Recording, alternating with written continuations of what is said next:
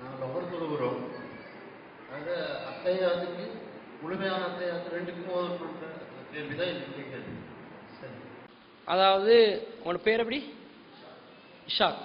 சகோதரர் இஷாக் அவர்கள் என்ன கேட்குறாங்கன்னு சொன்னால், நாங்கள் ஒரு 4 ரக்காத் தொழக்கூடிய ஒரு தொழுகையில், லுஹராக இருந்தாலும் அசராக இருந்தாலும் இஷாவாக இருந்தாலும் 4 ரக்காத் தொழக்கூடிய தொழுகையில் 2 அத்தையாத்துகளில் நாங்கள் அமர்கிறோம்.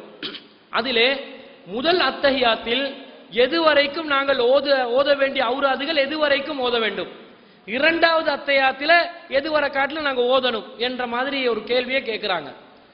நபிகள் நாயகம் ஸல்லல்லாஹு அலைஹி வஸல்லம் அவர்களிடம் நபித்தோழர்கள் என்ன கேட்குறாங்கன்னு சொன்னா, அல்லாஹ்வின் தூதரே, திருமறை குர்ஆன்ல அல்லாஹ் சொல்றான், இன்னல்லாஹ வ மலாயிகத்துஹு யுஸல்லூன அலன் நபி, அல்லாஹ்வும் வானவர்கள், அல்லாஹ் இந்த நபிக்கு என்ன செய்றான், அருள் புரிகிறார்.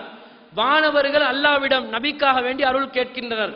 யா அய்யுஹல்லதீன ஆமனு ஸல்லு அலைஹி வஸல்லிமு தஸ்லீமா, நம்பிக்கை கொண்டவர்களே நீங்க என்ன செய்யுங்க, நீங்களும் இவருக்கு சலாம் சொல்லுங்கள், அல்லாஹ்விடத்தில் அருளை வேண்டுங்கள் என்று அல்லாஹ் ஒரு குர்ஆன் கட்டளையை இடுறான்.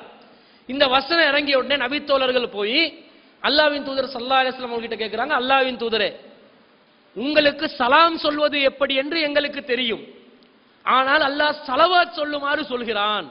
இந்த ஸலவாத் என்றா என்ன, எப்படி சொல்லணும் என்றதை கேட்கிறாங்க. அப்ப சலாம் சொல்றது தெரியும் என்றாங்க சஹாபாக்கள். எப்படி தெரியுது?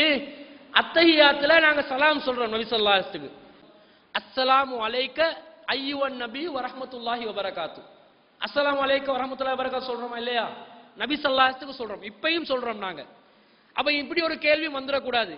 நாங்க இப்ப அஸ்ஸலாமு அலைக்க அய்யுவன் நபியு வ ரஹ்மத்துல்லாஹி வ பரகாத்து, நபியே உங்கள் மீது சலாம் உண்டாகட்டும், அல்லாஹ் ரஹ்மத் செய்யட்டும், அல்லாஹ் பரக்கத்தை பொழியட்டும் என்று இப்ப நாங்க கேட்கிற சலாம் ரசூலுல்லாவை நோக்கி அழைத்து கேட்கிற மாதிரி இருக்குது, நேரடியாக ரசூலுல்லாவை நோக்கி கேட்கிற மாதிரி இருக்குது.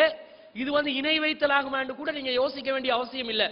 ஏனென்றால் நபி ஸல்லல்லாஹு அலைஹி வஸல்லம் சொல்றாங்க, அல்லாஹ் தஆலா எனக்கு யாரெல்லாம் சலாம் சொல்கிறார்களோ, யாரெல்லாம் ஸலவாத் சொல்கிறார்களோ, அவர்களுடைய ஸலவாத்தையும் சலாமையும் என்னை எத்தி வைப்பதற்காகவே ஒரு சில பிரத்யேகமான வானவர்களை அல்லாஹ் பூமியில நியமிச்சிருக்கிறான்.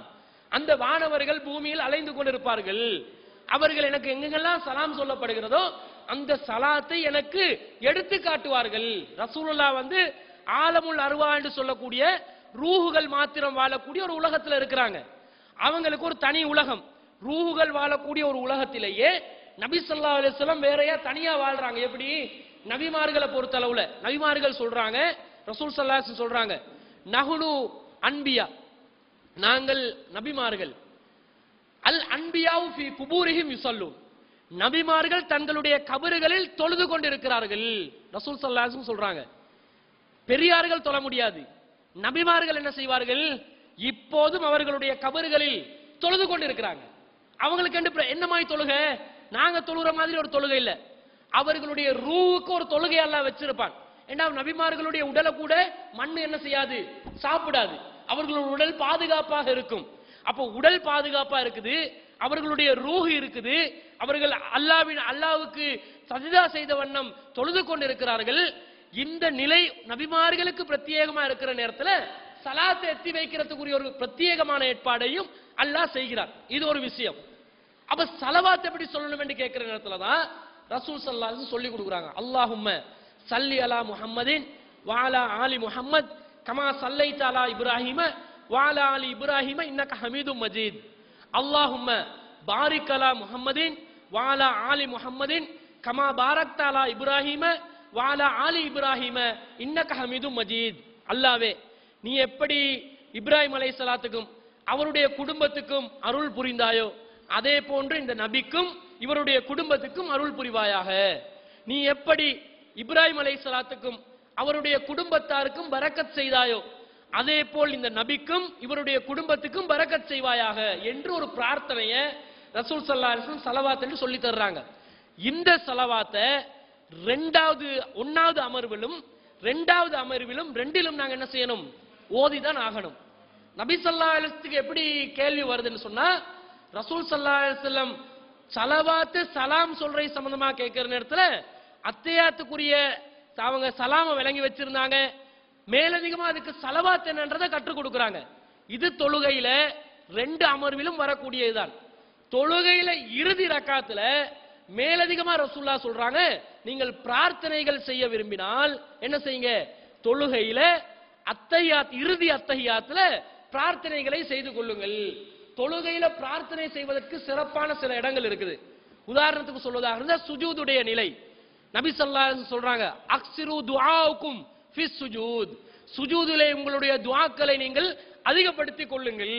அப்ப சுஜூதுல நாங்க கூட்டாக சேர்ந்து தொழுற நேரத்துல எங்களுக்கு சுஜூதுல துஆ செய்யறதுக்குரிய வாய்ப்புகள் கம்மியாக கிடைக்கும். ஆனால் நாங்கள் தனியாக தொழுற நேரத்துல அதிகமான முறையில சுஜூதுகள் என்ன செய்யலாம், துஆக்கள் கேட்கலாம். இதே போல தொழுகையில துஆக்கள் கேட்பதற்குரிய ஒரு சந்தர்ப்பமாக நபி ஸல்லல்லாஹு அலைஹி வஸல்லம் சொல்றாங்க, அத்தஹியாத்துடைய இறுதி அத்தஹியாத்துடைய அமர்வு, அதிலே நீங்கள் துஆக்களை கேளுங்க. சில துஆக்களை ரசூலுல்லாஹ் சொல்லி தந்தாங்க. இது போன்ற துஆக்கள் சொல்லி தந்திருக்கிறாங்க. அந்த துஆக்கள் கடைசி அத்தஹியாத்துடைய அமர்வுல மேலதிகமா வருது. ஆனால் அத்தஹியாத் என்பது ஒன்று, ஸலவாத் என்பது இன்னொன்று. இந்த ரெண்டும் 2 அமர்விலும் வர வேண்டும் என்றுதான் நபிகள் நாயகம் ஸல்லல்லாஹு அலைஹி வஸல்லம் வழிகாட்டி